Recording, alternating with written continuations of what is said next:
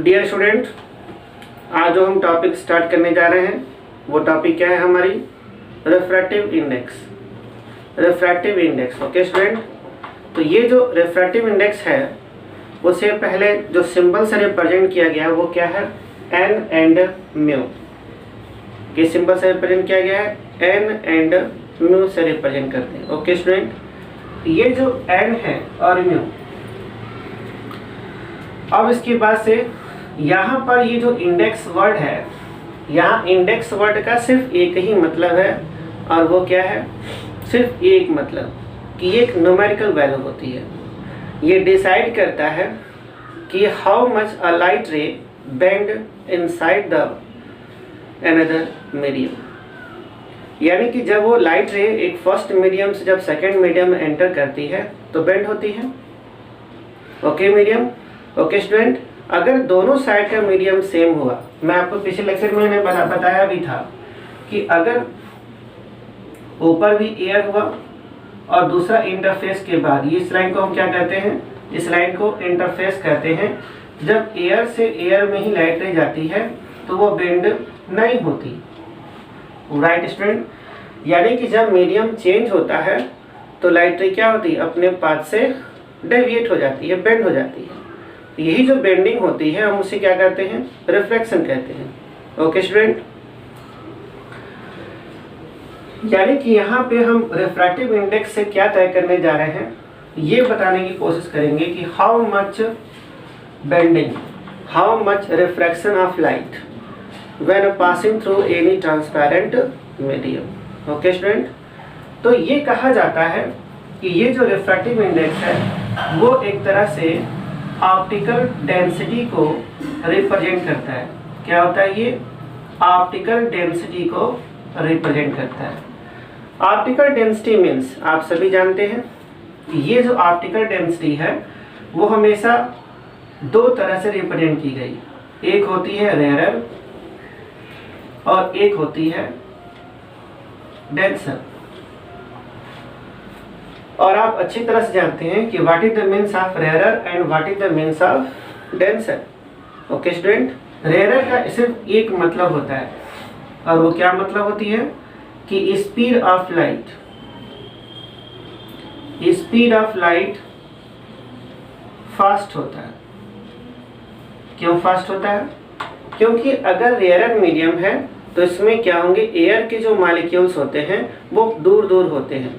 यानी कि उस पर्टिकुलर मीडियम के जो मॉलिक्यूल्स, यानी जिन पार्टिकल से वो मीडियम बना है, वो मीडियम के पार्टिकल्स एक दूसरे से दूर हैं, इसीलिए हम उसे क्या कहते हैं, रेयरर कहते हैं, ओके स्टूडेंट। क्या कहते हैं उसे, रेयरर कहते हैं। लेकिन अगर मीडियम डेंसर है, इसका मतलब speed of light, speed of light क्या हो जाएगा, स्लो हो जाता है, राइट स्टूडेंट। डेंसर का एक ही मतलब हुआ कि उसमें स्पीड ऑफ लाइट क्या हो जाती है, स्लो हो जाती है, ओके स्टूडेंट, राइट हुआ। यहाँ तक बात समझ में आ रही होगी। यानी कि यहाँ से एक बात समझ में आती है, वो क्या आती है कि जो रिफ्रैक्टिव इंडेक्स है वो ऑप्टिकल डेंसिटी पर बेस है, राइट। यानी कि ये जो रिफ्रैक्टिव इंडेक्स हुआ, रिफ्रैक्टिव इंडेक्स म्यू से रिप्रेजेंट करिए या फिर आप एन से रिप्रेजेंट करिए। रिफ्रैक्टिव इंडेक्स को आप म्यू से रिप्रेजेंट करिए या फिर एन से रिप्रेजेंट करिए, डजंट मीन, इसमें कोई खास मतलब नहीं होता। पर क्या है कि अगर हम रिफ्रैक्टिव इंडेक्स की बात करते हैं तो डेंसर मीडियम की रिफ्रैक्टिव इंडेक्स क्या होती है, ज़्यादा होती है, राइट स्टूडेंट। क्यों ऐसा होगा, क्योंकि उस डेंसर मीडियम में लाइट रे क्या होगी, ज़्यादा बेंड होती है, ओके स्टूडेंट। फिर इसके बाद से क्या हो जाती है कि उसमें स्पीड ऑफ लाइट क्या हो जाती है, डिक्रीज कर जाती है। स्पीड ऑफ लाइट क्या करेगी, ज़्यादा हो गई, कम हो गई। जिसकी रिफ्रैक्टिव इंडेक्स ज़्यादा होती है उसमें स्पीड ऑफ लाइट क्या होता है, कम होता है। इसका मतलब यहाँ से एक कंक्लूजन आता है और वो ये होता है कि म्यू एक रिलेशन फॉर्म करता है लाइक दिस। यानी कि जहाँ पे स्पीड ज़्यादा होगी उसकी रिफ्रैक्टिव इंडेक्स भी क्या होगा, कम होगा। Dear student, always keep in the mind कि हम ये किस बेस पर बात कर रहे हैं, ऑप्टिकल डेंसिटी के बेस पर बात कर रहे हैं, ओके, हम बात कर रहे हैं किस पर, रेयर मीडियम के बेस पर बात कर रहे हैं, हम बात कर रहे हैं डेंसर मीडियम की प्रॉपर्टी के बेस पर। ओके स्टूडेंट, तो यहां से ये हमें एक मिला, यानी कि for any two medium, for any two medium हम क्या कर सकते हैं, हम कह सकते हैं कि μ1 v1 is equal to μ2 v2। यानी कि हम यहाँ पे ये कहना चाहते हैं कि हमने दो मीडियम को क्या कर दिया, कंपेयर कर दिया। ओके स्टूडेंट, हमने यहाँ पर क्या किया, दो मीडियम को कंपेयर कर दिया। इट मीन्स मान लेते हैं कि ऊपर एयर है और नीचे क्या है, ग्लास है। राइट स्टूडेंट, और ये हमारी क्या हो गई, नॉर्मल लाइन हो गई। एयर के रिफ्रैक्टिव इंडेक्स को हमने मान लिया है μ1 और ग्लास के रिफ्रैक्टिव इंडेक्स को हमने मान लिया μ2, या आप चाहें तो ये कह सकते हैं कि ये क्या हो गया μa और ये क्या हो गया μg। जी फॉर क्या हो जाएगा, ग्लास के लिए, और ए से क्या हो जाएगा, एयर के लिए।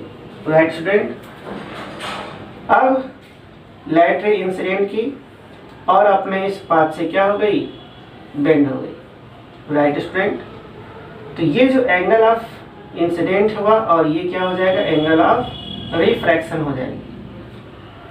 यहाँ पे हम ये समझाना चाहते हैं कि यहाँ से जो रिलेशन हमारे पास निकल कर के आता है, तो समझाने के लिए है, और वो क्या होता है कि μ1 upon μ2 is equal to v2 upon v1। ये जो μ1 अपॉन μ2 है, हम इसे कैसे रिप्रेजेंट कर सकते हैं कि लाइट रे फर्स्ट मीडियम से कहाँ गया है, सेकेंड मीडियम में। हम इसे ऐसे रिप्रेजेंट कर सकते हैं 1 μ2। राइट स्टूडेंट, ये क्या हो रहा है, यहाँ पर सिंपल सा एक टर्म हुआ कि लाइट रे फर्स्ट मीडियम से कहाँ एंटर की है, सेकंड मीडियम, यानी कि वो कहाँ से जा रही है। अगर हम इसके हिसाब से रिप्रेजेंट करना चाहेंगे तो हम क्या लिखेंगे कि वो पहले कहाँ से गई है, एयर से। ओके, वो पहले कहाँ से जा रही है, एयर से जा रही है, और फिर किस में गई, ग्लास में गई। राइट स्टूडेंट, क्लियर हुआ, ये बात आपकी समझ में आ रही है। तो हम जब इसे रिप्रेजेंट करने की जब कोशिश करते हैं तो हम क्या बताने की कोशिश कर रहे हैं, इससे एक बात समझ में आ चुकी है, और वो क्या है कि μ1 upon μ2 is equal to v2 upon क्या हो जाएगा, v1। आप देख सकते हैं इस v1 को हमने यहाँ रिप्लेस किया और μ2 को इधर रिप्लेस कर दिया। ये जो रिलेशन हमें क्या समझाने की कोशिश करता है, ये समझाने की कोशिश करता है कि जो रिफ्रैक्टिव इंडेक्स है, इनफैक्ट रिफ्रैक्टिव इंडेक्स क्या हुआ, यहाँ पे आपके समझ में आ चुका है कि हम ये कह सकते हैं कि ये इनवर्स प्रोपोर्शन हुआ एक तरह से। फिर आगे, यानी कि अगर रिफ्रैक्टिव इंडेक्स समझने की कोशिश की जाए RI, तो ये क्या है वास्तव में, speed of light, speed of light, ठीक है ना, इन फर्स्ट मीडियम, इसमें हम बात करते हैं फर्स्ट मीडियम में, और speed of light, speed of light in second medium की बात कर लीजिए। ओके स्टूडेंट, यानी कि जो रिफ्रैक्टिव इंडेक्स का जो मेन पिक्चर निकल के आया वो क्या है, speed of light in first medium और speed of light in the second medium. Right student, okay, इसी टर्म से हम आगे बढ़ने की कोशिश करते हैं। तो कैसे बढ़ेंगे, हमने ये सोचा कि ये मान लेते हैं कि हमारे पास ये बार बार कहा जा रहा है कि ये नॉर्मल, हमने कहा इस मीडियम का रिफ्रैक्टिव इंडेक्स मैंने कहा μ1, इस मीडियम का रिफ्रैक्टिव इंडेक्स मैंने क्या कहा, μ2। यहाँ पे स्पीड ऑफ लाइट क्या है, v1 है, और यहाँ पे स्पीड ऑफ लाइट क्या है, v2। राइट स्टूडेंट, लाइट रे एंटर कर गई और ये अपने पास से छोड़ करके क्या हो गई, डेविएट हो गई। इसका मतलब यहाँ से ये क्लियर हो गया कि μ1 μ2 की वैल्यू μ1 से क्या है, ज़्यादा है, यानी सेकेंड मीडियम का रिफ्रैक्टिव इंडेक्स फर्स्ट मीडियम के रिफ्रैक्टिव इंडेक्स से ज़्यादा है। इट मीन्स सेकेंड मीडियम की ऑप्टिकल डेंसिटी फर्स्ट मीडियम की ऑप्टिकल डेंसिटी से क्या है, ज़्यादा है। ओके स्टूडेंट, तो यहाँ मैं ये आपसे एक ट्रिक के टर्म में बात करूँ तो ये कहूँगा कि लाइट फर्स्ट मीडियम से एंटर की है मैं ऊपर 1 लिखूंगा, फिर बनाऊंगा 2। फर्स्ट से किस में गया है? 2 में। ओके, यहाँ मैंने 1 लिखा है, इसका मतलब लाइट रे कहाँ से आ रही है? फर्स्ट मीडियम से कहाँ गई है? सेकंड मीडियम में गई है। ओके, फिर यहाँ पे क्या है? Speed of light in first medium upon क्या हो जाएगा? Speed of light in second medium. Right student, हम इसे ऐसे भी लिख सकते हैं। क्या लिख सकते हैं? That means μ2 upon μ1। Right student, ये जो रिफ्रैक्टिव इंडेक्स आया इसे हम कहते हैं रिलेटिव रिफ्रैक्टिव इंडेक्स। क्या कहते हैं इसे? रिलेटिव रिफ्रैक्टिव इंडेक्स कहते हैं। जनरली इसे हम μr से रिप्रेजेंट करते हैं। जनरली हम इसे कैसे रिप्रेजेंट करते हैं? μr से रिप्रेजेंट करते हैं। ओके स्टूडेंट, अब अगर इन दोनों मीडियम में से कोई भी एक मीडियम, लिसन वेरी केयरफुली, इन दोनों मीडियम में से कोई एक मीडियम क्या हो गया? वैक्यूम हो गया। इट मीन्स अगर हम रिफ्रैक्टिव इंडेक्स की बात करें और ये हो जाए speed of light in vacuum. Okay, speed of light in vacuum, और फिर स्पीड ऑफ लाइट हम किस में बात करें? Speed of light in medium. Okay student, इसका मतलब ये हो रहा है कि यहाँ पे जब हमने फर्स्ट मीडियम क्या ले लिया? वैक्यूम ले लिया। इसका मतलब ये जो रिफ्रैक्टिव इंडेक्स हमें मिलेगा, ये जो रिफ्रैक्टिव इंडेक्स हमें आएगी, इस रिफ्रैक्टिव इंडेक्स को हम कहेंगे एब्सोल्यूट रिफ्रैक्टिव इंडेक्स। क्या कहेंगे इसे? एब्सोल्यूट रिफ्रैक्टिव इंडेक्स कहेंगे, और इसे रिप्रेजेंट करते हैं μ0 से। ओके स्टूडेंट, यानी कि अगर ये कहा जाए एक तरह से तो μ0 क्या हो गया? C/Vm। m फॉर मीडियम, यानी कि speed of light in a medium, और c की वैल्यू आप सभी जानते हैं क्या होती है? 3 × 10⁸ मीटर पर सेकेंड। ओके स्टूडेंट, यानी यहाँ से एक बात हमारे समझ में आ गई कि रिफ्रैक्टिव इंडेक्स हमारे दो तरह के होते हैं। एक होता है रिलेटिव और एक होता है एब्सोल्यूट। रिलेटिव का मतलब हम मीडियम टू मीडियम कंपेयर करते हैं। ओके, एक दूसरा मीडियम, जैसे एयर का हमने किससे किया? ग्लास से। एयर का किससे किया? वाटर से किया। लेकिन अगर वैक्यूम का किसी दूसरे मीडियम से, वैक्यूम का हम एयर से ही कर दें।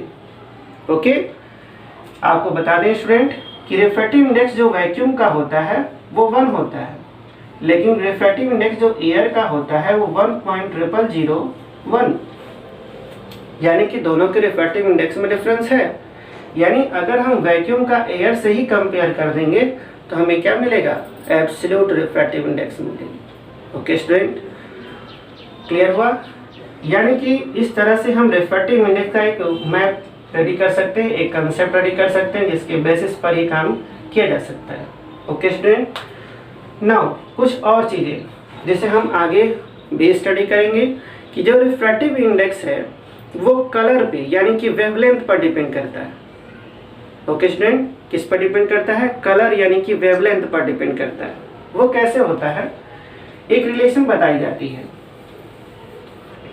एक रिलेशन होता है जैसे velocity is equal to frequency. ये होता है फ्रीक्वेंसी इनटू वेवलेंथ। तो ये जो फ्रीक्वेंसी है हम उसे कांस्टेंट मानते हैं। इस केस में हम इसे कांस्टेंट लेते हैं, यानी कि वेलोसिटी सीधे किस पर डिपेंड कर गई? वेवलेंथ पर डिपेंड कर गई। राइट स्टूडेंट, इसका मतलब ये हो गया कि अब रिफ्रैक्टिव इंडेक्स भी किस पर डिपेंड करेगा? वेवलेंथ पर डिपेंड करेगा। साथ में ये भी किस पर डिपेंड करेगा? यानी कि रिफ्रैक्टिव इंडेक्स भी किस पर डिपेंड करेगा?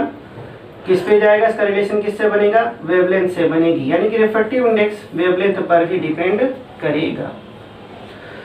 साथ में ये जो रिफ्रैक्टिव इंडेक्स है वो नेचर ऑफ द मीडियम पर भी डिपेंड करता है। नेचर ऑफ मीडियम पर भी डिपेंड करता है। यानी कि ओवरऑल ये समझ में आ रही है कि नथिंग बट कि हम रिफ्रैक्टिव इंडेक्स से characteristic of the medium explain कर सकते हैं। अब यहाँ पे कैरेक्टरिस्टिक ऑफ द मीडियम से मीन्स क्या है? कि हम only talking about transparent medium in which light रे कैन ट्रेवल। जिस मीडियम में लाइट रे ट्रेवल कर सकती है, हम उसी कैरेक्टरिस्टिक्स को ही रिफ्रैक्टिव इंडेक्स से न्यूमराइज कर सकते हैं। ओके स्टूडेंट, तो उम्मीद करते हैं कि इतनी बात आपके समझ में आएगी और इस तरह से आप रिफ्रैक्टिव इंडेक्स को समझने की पूरी कोशिश करेंगे। ओके स्टूडेंट, तो हमेशा की तरह